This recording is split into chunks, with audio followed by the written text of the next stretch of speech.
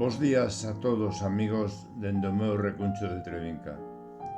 Hoxe, a quenda deste espazo das madrugadas corresponde a un escritor e poeta ourensán que foi un dos que máis impulsaron o meu amor pola poesía e tamén fixo que eu exprese os meus sentimentos escribindo.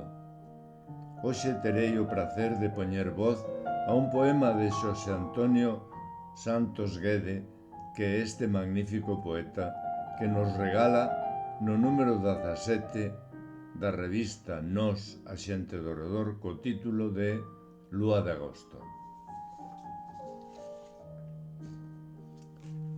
Lúa de agosto. Lúa de agosto.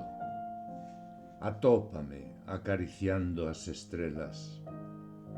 Lúa de poñente, arrola os meus sonos ata que os fantasmas desaparezcan.